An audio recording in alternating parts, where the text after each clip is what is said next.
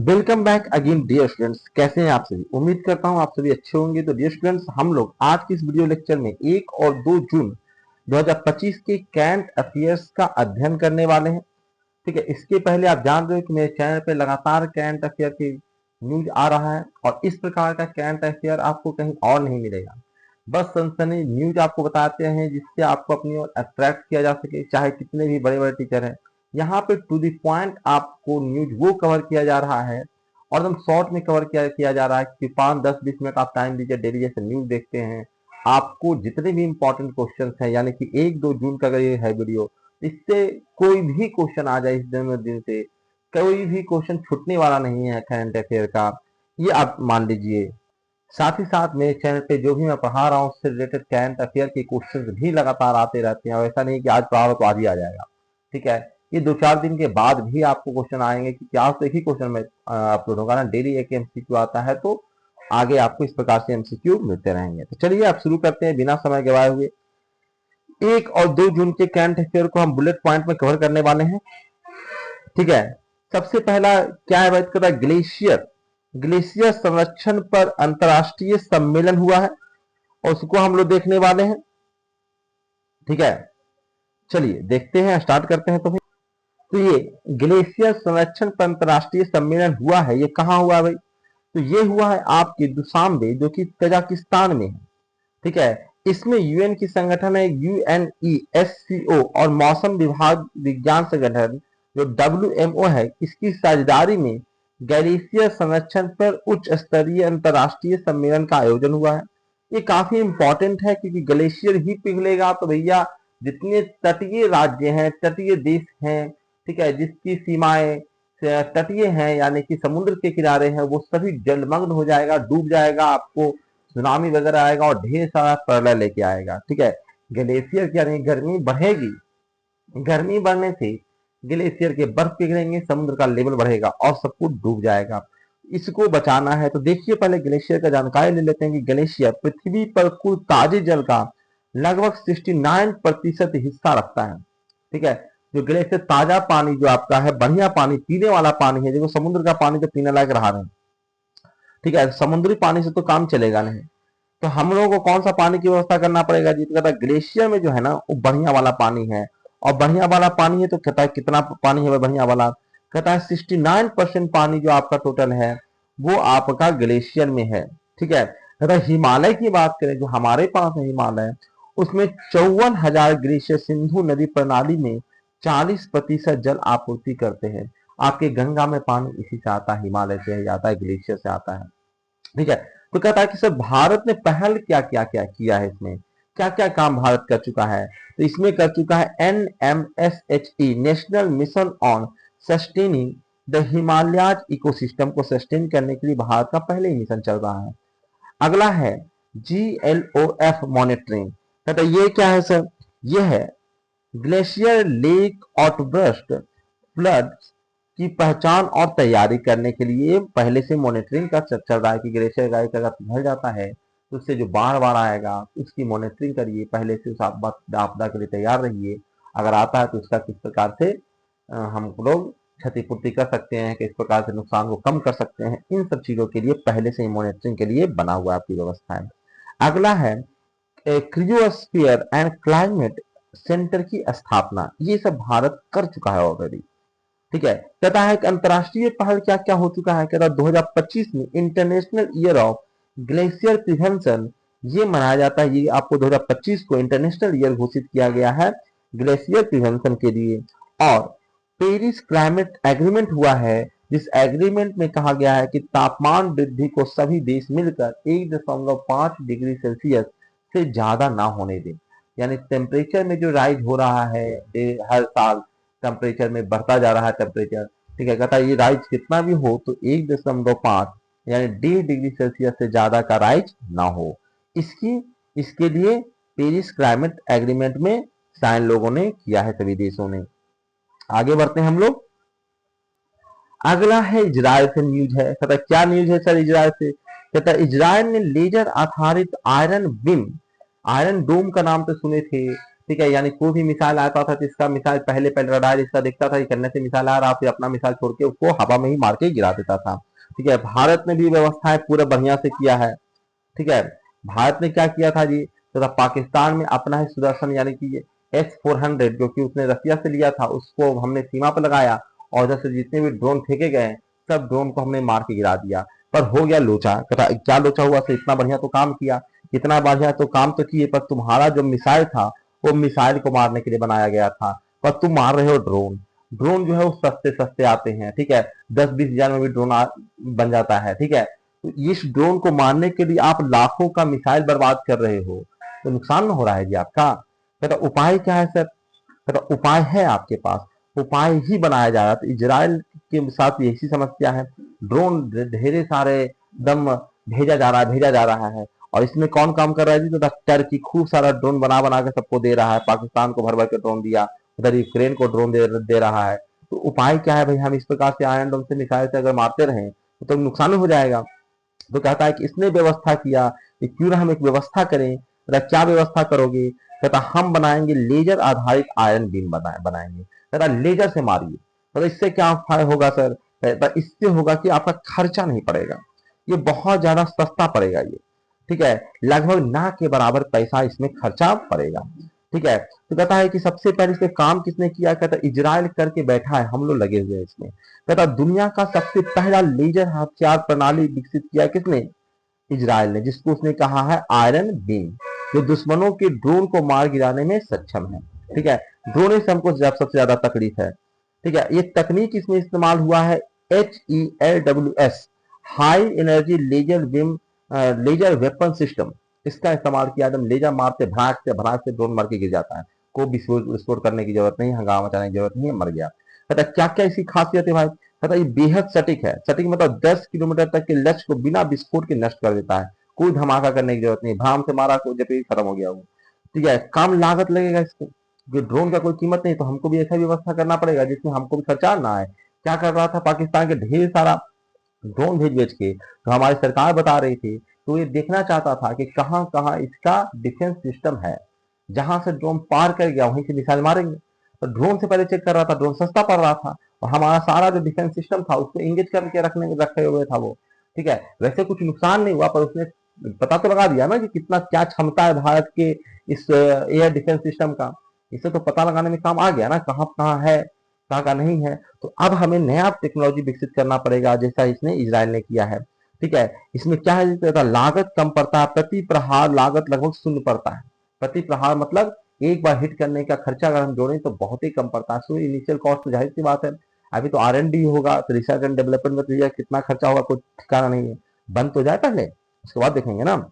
भारत थोड़ी ना बनाया है, ये बनाया है तो ये थोड़ा ना अपना टेक्नोलॉजी शेयर करेगा आपके साथ। आप खरीदोगे तो देखेंगे कितना में बेचता है वो, उसके बाद पता लगेगा ना कितना महंगा है।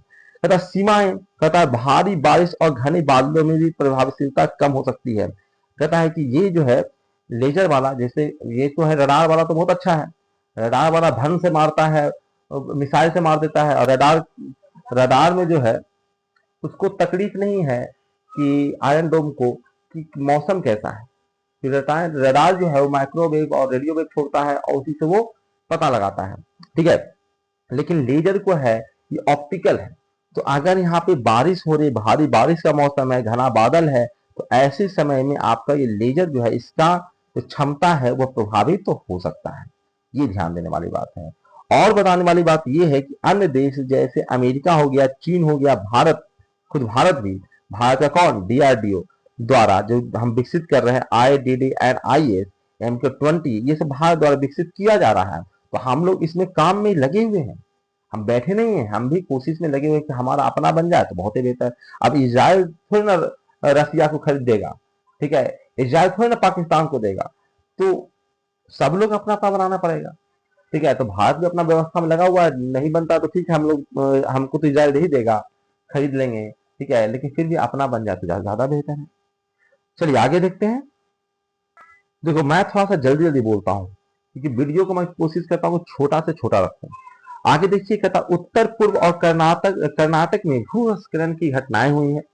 कहता है क्या ये भी पूछा जाएगा तो एग्जाम में, क्या कहिया हुआ, ये सब नहीं पूछा जाता है, लेकिन इतना बड़ा क्लाइमेट चेंज हुआ है, इतना बड़ा हादसा हुआ है, तो इससे क्या होता है कि हो सकता है कि जो क्वेश्चन सेट कर रहे हैं उसका कोई परिवार इसमें दुर्घटनाग्रस्त हुआ हो, तो उसके दिमाग में ये क्वेश्चन चलता रहेगा, तो आपसे पूछ सकता है कि भैया ये बताओ भूस्खलन क्यों आता है। वो पूछ सकता है ऐसे ये बताओ भूस्खलन से बचने का क्या क्या उपाय है। आप अफसर बनने वाले हो तो क्या क्या उपाय करोगे भूस्खलन से, कौन कौन सा ऐसा इलाका है जहाँ पे भूस्खलन यानी कि लैंड स्लाइडिंग आने की संभावना ज्यादा है, ये सब न्यूज तो आपको पता होना चाहिए ना। तो कहता है कारण क्या है भूस्खलन का, कहता दो कारण है, प्राकृतिक और मानवीय। कहता प्राकृतिक कारण है अधिक वर्षा होना, जमीन का ढलान होना, इसी पर ढलान है बारिश हो रहा है तो ये सब होता था ढह के नीचे गिर जाए, तो ये समस्या हो सकती है। और मानवीय समस्याएं भी है जैसे अंधाधुंध निर्माण, ठीक है, आप काट वाट के मकान बनाते जा रहे हो तो अंधाधुंध निर्माण और वनों की कटाई, ये मुख्य मानवीय समस्या है जिसके कारण भूस्खलन की समस्याएं देखने को मिलती है। आप कहता है भूस्खलन भारत में कहाँ कहाँ बहुत ज्यादा संभावना से जहां आ सकता है, ठीक है, क्योंकि अगर आप नीति निर्माता रहो, ठीक है, आप अगर ये बना रहे नियम वगैरह बना रहे हो देश को और जिला को चला रहे हो, डीएम बन रहे हो आप, तो आपको पता होना चाहिए कि आपके इलाका में क्या क्या हो सकता है हादसा। 66.5 66% जो है उत्तर पश्चिमी हिमालय जो है वो भूस्खलन की संभावना इसमें है, ठीक है। 66% संभावना है कि भूस्खलन जो आए वो किधर आएगा, उत्तर पश्चिमी हिमालय में आए। पर सिर्फ क्या वहीं आएगा, कहता नहीं, और भी है पूर्वोत्तर भारत में भी 18.8% चांस है वहां भी ये आ सकता है, और पश्चिमी घाट पे भी 14.7% जो हिमस्खलन की समस्या आती है वो पश्चिमी घाट पर आती है। तो सरकार क्या बैठी हुई है, नहीं, सरकार अपना काम कर रही है, पर भैया भगवान के सामने किसी नहीं चलती, अगर मारने का मन है तो मारेंगे तुमको वो, तुम उसमें कुछ नहीं कर सकते। कहता सरकार, भारत सरकार क्या कर रही है, कहता सरकार ने national landslide risk management strategy 2019 लाई थी, ठीक है, वो कार्यरत है आपका। एनडीएमए की landslide risk migration scheme LRMS, ये सरकार द्वारा लाया गया है, ठीक है। ये सब क्या है इस पे फिर चर्चा करने लगे तो लंबा हो जाएगा, ठीक है, तो उसको गूगल करोगे तो विशेष रूप से आपको जानकारियां मिल जाएगी अगर आपको इंटरेस्ट है उसमें तो, ठीक है। अगला है नेशनल लैंडस्लाइड सब्सिबिलिटी मैपिंग, सब्सिबिलिटी मैपिंग, कहता ये क्या है सर, NLSM, ये भी सरकार का प्रोजेक्ट है जो आपका लैंड स्लाइडिंग के फील्ड में काम करती है, उसको उसको मैपिंग करती है, कहाँ पे आ सकता है, कहाँ पे संभावनाएं हैं, वहां से लोगों को कैसे हम माइग्रेट करें, उसको अगर वहां पे लैंड स्लाइडिंग होती है तो उन सब लोगों को हम किस प्रकार से आर्थिक सहायता दे सकते हैं, उसके लिए फंड तैयार रखना, इस प्रकार की व्यवस्थाएं सरकार किया है और कर रही है, ठीक है। आगे देखते हैं, आगे भी एक इंपॉर्टेंट सा न्यूज है, क्या है भाई, कहता है इंडिया एआई मिशन, भारत की सुपर कंप्यूटिंग और एआई की क्रांति, ठीक है। कहता देखो एआई में दुनिया आगे बढ़ रही है और भारत पिछड़ता जा रहा है, पिछड़ोगे तो काम नहीं चलेगा। अभी भी तुमने देखा यूक्रेन घुस के रसिया को मारा है और उसका जितने भी ड्रोन काम किए तो सब एआई से, खुद आर्टिफिशियल इंटेलिजेंस से संचालित थे।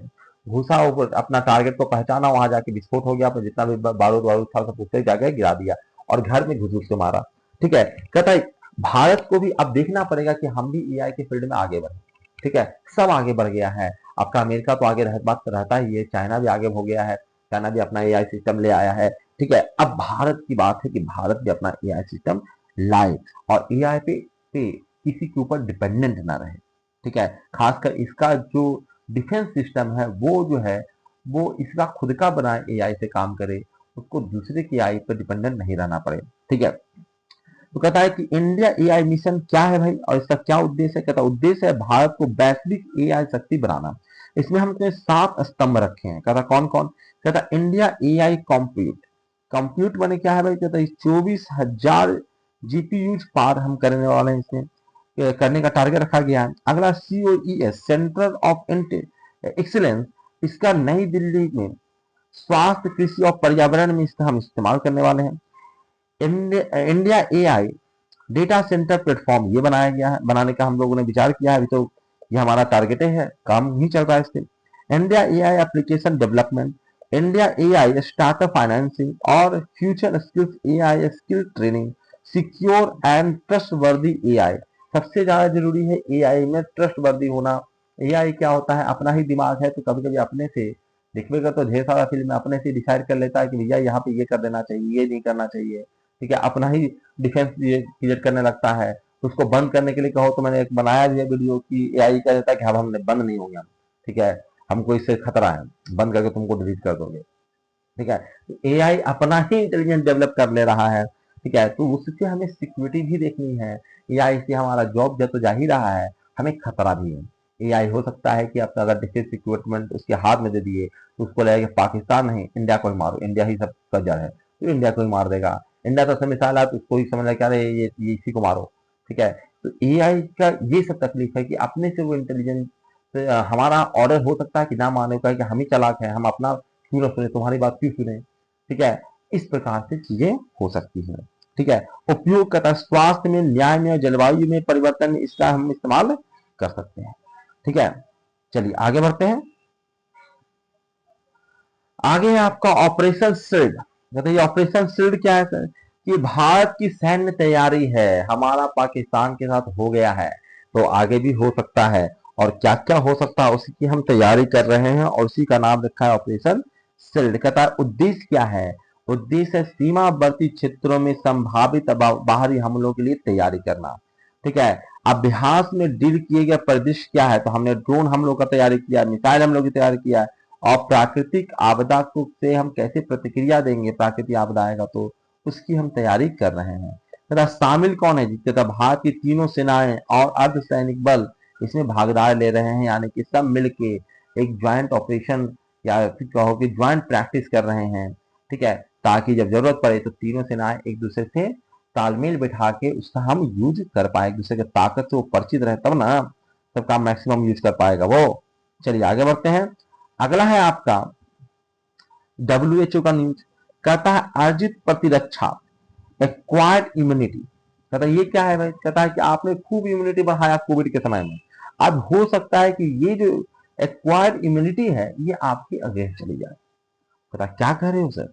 कहता कहा है WHO के वैज्ञानिकों ने, मैंने नहीं कहा, इसने कहा है कि कोविड-19 के बाद लोगों की इम्यूनिटी गैप खतरनाक हो सकती है।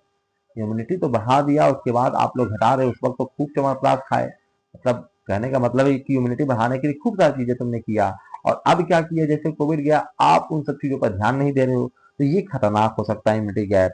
और कह रहा है कि जो अर्जित प्रतिरक्षा, ठीक है, ये जो एक्वायर्ड इम्यूनिटी है, जो तुमने अपने अंदर प्रतिरक्षा क्षमता बढ़ाया है, चाहे वैक्सीन देके या कुछ चीजें खा खा के, आंवला खूब खाए थे उस वक्त तुम लोग, ठीक है, तो ये जो अर्जित प्रतिरक्षा है शरीर द्वारा किसी विशेष रोगाणु या वैक्सीन के संपर्क में आने के बाद विकसित होता है, ठीक है। आपको वैक्सीन दिया तो हमने क्या किया, आपके अंदर कीड़ा डाल दिया, कीड़ा बेहोश करके कीड़ा डाला था, ठीक है, इनएक्टिव फॉर्म में डाला था। अब इससे क्या हो गया, ये कीड़ा क्या होता है कि आपके रोग प्रतिरोधक क्षमता से बच बच के जीता रहता है, लेकिन जैसे इसको हम निष्क्रिय करके डाल दिए तो आपका रोग प्रतिरोधक क्षमता जो है इसको पहचान जाता है, इसको मारना शुरू कर देता है। उसको पहचान एक बार गया तो अगली बार जिंदा भी आएगा तब भी उसको मार देगा।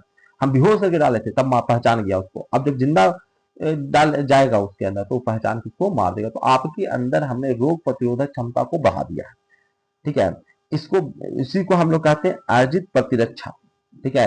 ये वैक्सीन के जरूर या फिर रोगाणुओं के कारण कोई रोगाणु आता है, जैसे कि कहा जाता है कि माता जी अगर आपको हो जाता है चिकन पॉक्स, ठीक है, चिकन पॉक्स अगर हो जाता है तो अगर एक बार हो गया तो फिर जीवन में नहीं होगा, क्योंकि उसके कारण आपके अंदर इतनी इम्यूनिटी आ जाती है, ठीक है, क्योंकि दोबारा वो वायरस फिर से आप पर अटैक नहीं कर पाता। एक बार आ गया तो उसके शरीर उसके अगेंस्ट एक एंटी इम्यूनिटी बना लेती है, ठीक है। तो कोई रोगाणु आ जाता है तब भी आपके शरीर में एंटी इम्यूनिटी बन सकती है, और जबकि कोई वैक्सीन के द्वारा भी आपके शरीर में एंटी इम्यूनिटी बनाई जाती है।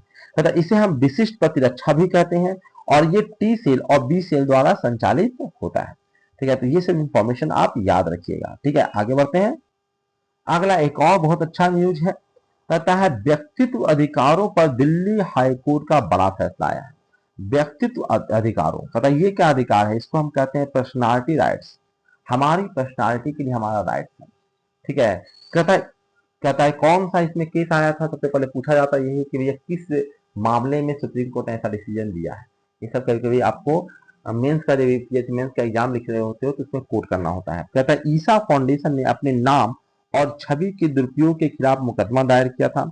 इसी में कोर्ट ने व्यक्तित्व के अधिकारों का पर अब व्यक्तित्व के आधारों की रक्षा पर अपना फैसला सुनाया था। कहता क्या है भाई फैसला? कहता कोर्ट ने व्यक्तित्व अधिकार यानी पर्सनालिटी राइट्स की रक्षा को मान्यता दी है कि हर किसी को अपनी पर्सनालिटी की रक्षा करने का राइट है, ठीक है, हमारा नाम, हमारी छवि का कोई दुरुपयोग नहीं कर सकता, हमारा नाम लेके कहीं पे हमारा कोई यूज नहीं कर सकता, मिसयूज नहीं कर सकता। ठीक है, यानी हम कोई ब्रांड बनाए हैं, उस ब्रांड का कोई मिसयूज कर रहा है कि हम बाटा का सामान है और बाटा के नाम पे हम बेच रहे हैं, या फिर कोई हम इसके नाम से मैं कुछ सामान बेच रहा हूँ, ठीक है, कोई दूसरा इसके नाम से सामान बेचने लगा और खराब प्रोडक्ट बना बेच दिया, ठीक है, तो मैं कह सकता हूँ कि इससे मेरा नाम खराब हो रहा है, मेरा नाम खराब हो रहा है, तो हम इस पे क्या कर सकते हैं, केस कर सकते हैं। और अब सुप्रीम कोर्ट ने कह दिया है, हाई कोर्ट ने, दिल्ली हाई कोर्ट ने कहा है कि भैया इसकी पर्सनालिटी का इसको अब राइट है, यानी कि आप इसकी पर्सनालिटी को या इसकी इमेज को खराब नहीं कर सकते। ठीक है, उसको रोकना पड़ेगा, उसको सरकार आदेश दे सकती है। अब बताइए किस कानून के तहत ऐसा कहा है हाई कोर्ट ने, तो कहता है कि भारतीय संविधान के अनुच्छेद 19 और 21 के तहत ये आदेश दिया गया है कि यह लोगों को उसके पर्सनालिटी राइट्स हैं, अपनी पर्सनालिटी की रक्षा के लिए वो कार्य कर सकता है, मुकदमा कर सकता है और हर्जाना भी वसूल सकता है। अगला न्यूज भी काफी इंपॉर्टेंट है, सैटेलाइट कम्युनिकेशन पे निजी टेलीकॉम कंपनियों की चिंता।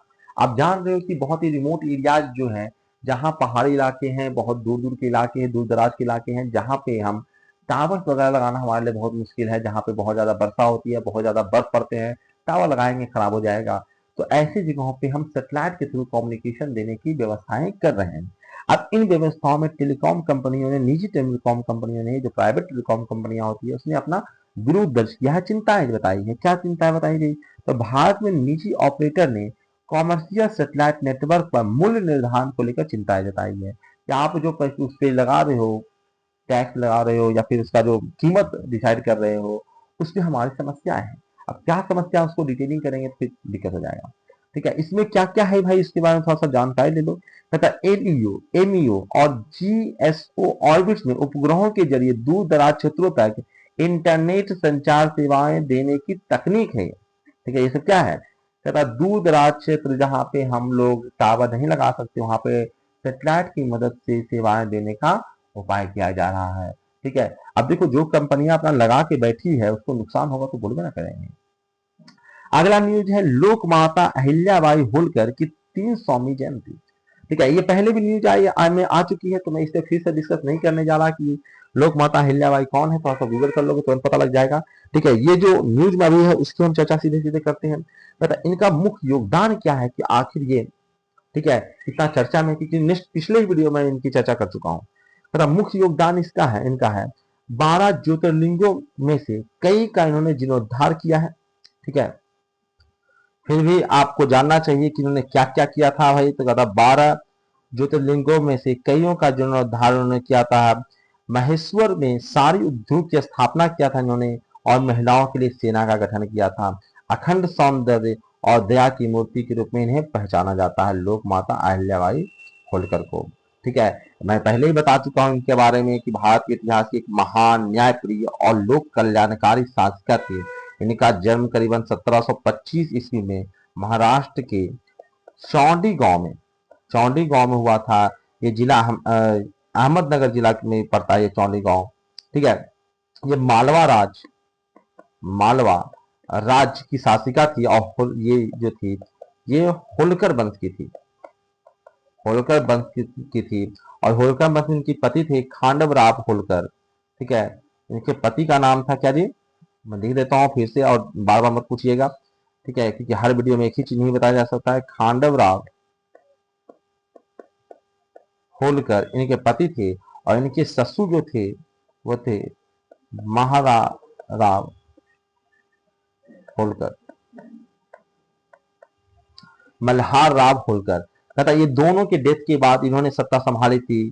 ठीक है, लोक माता अहिल्याबाई होलकर ने, उनके बहुत सारे काम है, गिनाने लगेंगे तो फिर यहाँ पे समय कम पड़ जाएगा, थोड़ा सा गूगल करिए। और यहाँ पे मैंने इंपॉर्टेंट चीजें आपको लिखवा ही दिया है। ठीक है, कि इन्होंने 12 ज्योतिर्लिंगों में से कईयों का जीर्णोद्धार करवाया था, माहेश्वर सारी उद्योग का स्थापना कराया था, महिलाओं के लिए एक सेना का संगठन किया था, और इनको अखंड सौंदर्य और दया की मूर्ति के रूप में जाना जाता है।